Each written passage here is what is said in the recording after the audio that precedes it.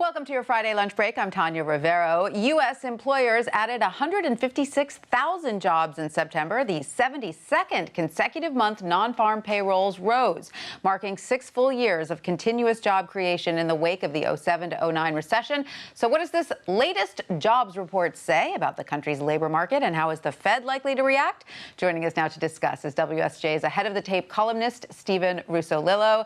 Steve, great to see you. Definitely some good news here, but these numbers are lower than economists had predicted, correct? A little bit lower. You know, overall, this is kind of a steady Eddie report. 156,000 jobs added, about the slowest since May. But again, you know, it's within this trend of, 3-month average is about 190,000.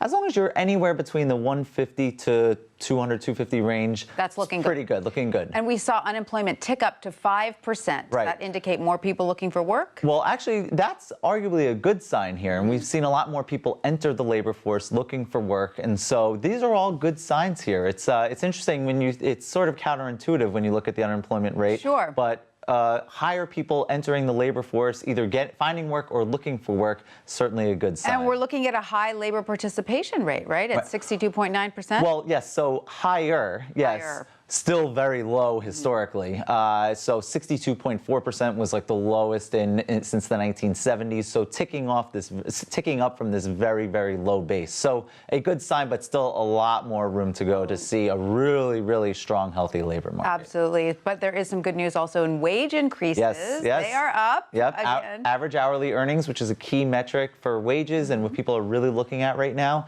up 2.6% from a year ago. And so that is good. This is a number that was stalled right around 2% for years throughout this recovery, and only recently have you seen it slowly start to move higher. So higher wages, always a good sign for all of us, but keep in mind that also plays into the inflation picture that we're seeing now. Absolutely. And the Fed, this is the broader context of all of this. Are these numbers enough to move the needle for the Fed? So this is the multi-million-dollar question that we hear every single day. And so it seems to be that as long as you can keep this pace, keep this trend, what we're seeing, it's not great, but it's not terrible.